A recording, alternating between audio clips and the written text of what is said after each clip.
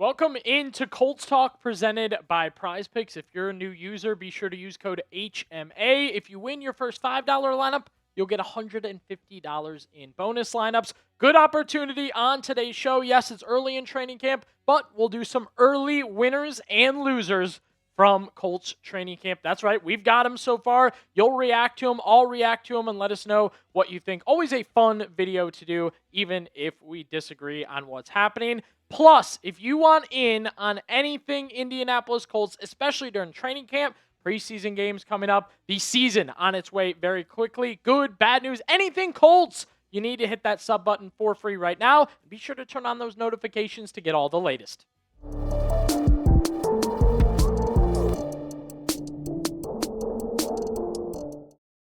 Let's jump right into it with a very clear winner during Indianapolis Colts training camp so far. There's a kicking competition going on, and if I had to declare a winner today and pick a kicker, it would be Blake Grupe. That's right, the kicker the Colts picked up midway through the year last year after an ACL and MCL tear for Spencer Schrader. Grupe was re-signed, brought back to compete, and looks dang good so far for the Colts. 12 of 12 as reported around training camp as of August 4th. I should note, you look at Spencer Schrader, not bad as well. You know, with some tough misses. Grupe's been very good, specifically from 50-plus yards, right? Very good. We know he now holds the franchise record with a 60-yard field goal last season for the Colts. We kind of previewed this many times going into training camp, going into the offseason. You got two dang good kickers on your team. Who's going to gut it out and win this competition is a very good question. Schrader was good last year before he injured his ACL and MCL. Again, he's behind in general just because he's not only trying to win the competition and get into shape, but like he's trying to recover from an injury. So you're almost double behind at that point in time. And Grupe's just been amazing since he's joined the Indianapolis Colts. A smaller kicker, which is why the Saints were kind of done with him. But now here he is in Indy making waves so far. Before we get into more of the details behind Blake Grupe being a winner and our other winners and losers, name one winner from Colts training camp so far. Simple. Give us a name in the comments section down below. Here's where we stand with the kicking competition according to special teams coordinator Brian Mason. Obviously, everybody's able to view the live kicking sessions, which we've had two. Blake's gone 12 of 12 and Spencer's been 9 of 12. And obviously, the live kicks are what we're going to look at as the most important right now. Blake would be in the slight advantage. However, we're not going to be judged by any one rep or any one day. And again, there's still some time to go on this kicking competition. But again, Mason said it as well as myself. Grupe in the lead, we knew this would be good. And I stand by my statement that this is a win-win for Colts fans. I think at this point, you either get a good kicker in Schrader or a great kicker in Grupe. That's my personal opinion, but you look at it, you get a good kicker either way. Grupe has crushed it so far for the Colts. He's been very, very good. He's been confident. He's been consistent. He's been strong. He's hit deep kicks, right? It's very, very cool. Look, Schrader, probably a good NFL kicker. I kind of think about what he's done and what we've seen from him, and my initial thought is like, if I saw him on another team, he'd be their kicker, right? Like the Browns need a kicker. He would be their kicker, I think, for the Cleveland Browns. Weird. I don't know what the Browns kicking situation is, competition-wise, but Schrader could go out there and absolutely take that job. There's other teams who I think Schrader absolutely would be their kicker. He's probably a good kicker, but Grupe, there's serious potential here. He's consistent. He's powerful. He's obviously just done everything he's been asked since arriving in Indianapolis, and it's been really, really fun to watch. It's not done yet. We'll keep checking in on the kicking competition as it goes along. We absolutely had to make Blake Grupe a winner so far in Colts training camp. Today's show is presented by SeatGeek. If you're trying to go to a Colts game this year, be sure to use SeatGeek and save 10% off your next set of tickets by using code CHAT10. We're talking about Colts home games, Colts road games, or even preseason games. You can get your tickets on SeatGeek. Why not check out a big-time matchup this season? the Cowboys coming to town to take on the Colts. You can get your tickets on the SeatGeek app. It's not just football games either. We have concerts, comedy shows, festivals, and WNBA games available on the SeatGeek app. Whatever it is, SeatGeek has you covered. Each ticket is rated on a scale of 1 to 10, so you know you're getting a good deal. All you have to do, look for the green dots. Green means good. Look for the red dots on SeatGeek. Red means bad. And, of course, here on Colts Talk, I have a code for you guys. You can use code CHAT10 for 10% off your next set of tickets at SeatGeek. That's 10% off any tickets with promo code CHAT10. All you have to do is make sure you click the link in the description to download the app. That'll have the code automatically added to your account so you can use it later. Thank you, SeatGeek. Loser. Have to get to one, right? And it's not always fun to name them, but that's the point of the video. We'll name some winners. We'll name some losers. Our first loser on today's show is Anthony Richardson. A hot name in any Colts Talk video. Look, we even had a moment where he said, hey, Richardson, good day at camp. Looking good. Highlight play. Very, very cool. It's been up and down, and it's been mostly down. Specifically, a bug or issue or thing going on with Anthony Richardson that has come day after day after day and seems to have been an issue just with Richardson specifically. It's been reported that AR has continuously had a fumbling problem for the Colts during training camp. Specifically, good example, Indy Stars Joel Erickson reported during 11-on-11's Saturday, AR bobbled or double caught 5 snaps in Friday's practice.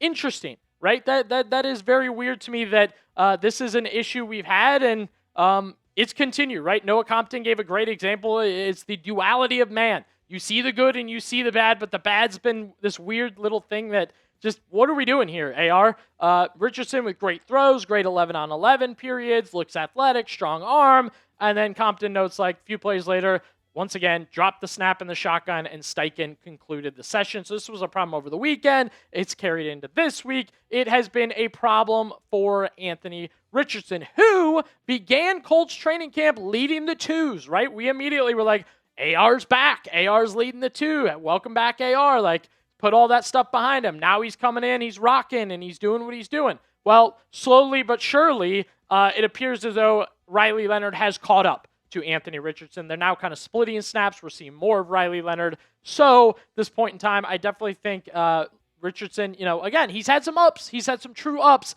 but the downs are definitely making him a loser at this point in time. Do something about it. Let's do something about it. Show a little bit of support for Anthony Richardson. You can fix that fumbling problem for AR. All you have to do is hit that thumbs up. Bring some good luck to Anthony Richardson. Make sure to do that right now. Get to a winner, and I wanted to make sure we had a rookie on our winners and losers lists. Specifically winner, you like to see the rookies shining, and just how training camp goes, the rookies usually get good opportunities. Bryce Boettcher has had good opportunities for the Indianapolis Colts. A very athletic linebacker out of Oregon, former MLB draft pick, right? And we previewed him a couple of times here on the show. You get the early C.J. Allen injury, and you've had Akeem Davis-Gaither either out to rest or out with some minor stuff in camp. Who's been the guy? Boettcher. Next man up for the Colts. That's how athletic he is, by the way. Play the Mike, he'll play the Will, he can play with C.J. Allen, he can play with Akeem Davis-Gaither, and he has done both in training camp. A couple nice notes for him as well. Dominic Miranda noting that Bryce Boettcher, flying around, making plays, athletic, quick, fast, doing what he can do. And sometimes it's with pads, sometimes without pads for the Colts specifically. Another note here from Miranda that, Boettcher blitzing the quarterback, getting after the quarterback, and would have had sacks. Bryce Boettcher getting his shot with Allen out, with Akeem Davis-Gaither out, and looking dang good. Here's what Lou Anarumo, the defensive coordinator for the Indianapolis Colts, had to say. Another young guy who is learning, but I think he is very intentional about what he does. You hear about boxers when they're heavy-handed. He's a heavy-handed guy. When he hits you, you can feel it. I think he'll continue to shine when the pads come up.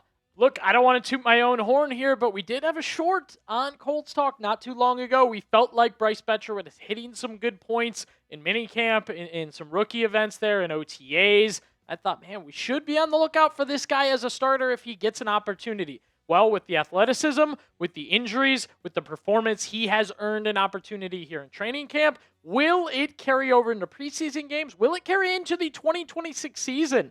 for the Colts? I think it's a valid question to ask.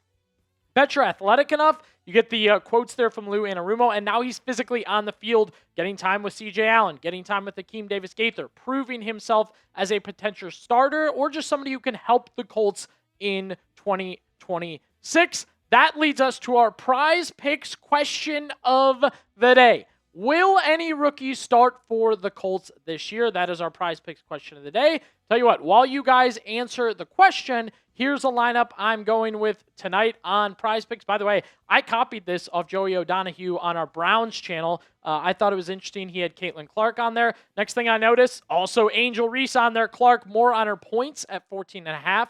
Reese more on her points, rebounds, and assists combined at 30.5. And JOD having the Las Vegas team getting it done over the Fever in this scenario. That's an example of an easy put-together lineup on Prize Picks that, again, you can copy on the social feeds feature. Plus, right now on Prize Picks, a new user offer for you. Download the app and play your first $5 lineup and get $150 in bonus lineups if you win. Just use code HMA when you sign up. That's right, Prize Picks just switched up their offers, so there's no better time to join. Lock in and win that first lineup. That's code HMA at sign up to get $150 in bonus lineups if you win your first $5 lineup on Prize Picks. My answer to the Prize Picks question here, I think C.J. Allen still in a good position as a rookie to be the starting middle linebacker for the Colts. Now, there is some debate, about if he'll wear the green dot. There's a little mention of Cam Bynum right now, as well as the idea that Allen has a calf injury early in camp, so he's getting adjusted. Needs to get healthy, needs to get back, but I think he absolutely could be a starter for the Colts after that. Let's finish out today's show with our final loser. It is Bargain Bin Ballard. Chris Ballard is a loser in Colts training camp so far. He just has not done it for me and what we hoped and what we thought he could do and what he should be doing. I made like a mental checklist of what I think Ballard should be working on or doing or actions he could take. The things he's kind of needed to do in general. Hadn't done any of them. Hasn't made moves that I thought hit that checklist. Hasn't previewed moves that I thought would hit that checklist. And I don't have confidence right now that he'll make the moves on this checklist. It's untouched. And it begins with the Jonathan Taylor extension, which is worsening, by the way, at this point in time. JT's done what he's needed to do. No holding. He showed up to camp. He's done the right things. Well, what's happened? Other running backs beginning to get paid. Bijan Robinson paid. Jahmyr Gibbs may get paid. Chase Brown from the Bengals may get paid. Every time that happens, goes up, up, up. And Taylor even talked about it. They were like, did you see Bijan got paid? He said, no, I'll have to talk to my agent. Not going well there for Ballard, who, by the way, final year of his contract. I don't know if that's playing a part, but definitely not helping here. Plus just overall roster additions, whether it be a veteran wide receiver, a veteran running back, an edge rusher. We've talked about adding one of these, all of these, any of these. Ballard's response has been UDFAs, undrafted free agents. Liam Clifford, Roydell Williams at the running back position. It has not been what we thought it should be or would be for the Colts when they've added to this roster. By the way, still options out there, still time for Ballard to become a winner, right? You are seeing some of his draft picks pan out early, which is great in general. But again, that checklist is there, untouched at this point in time, making Chris Ballard a loser.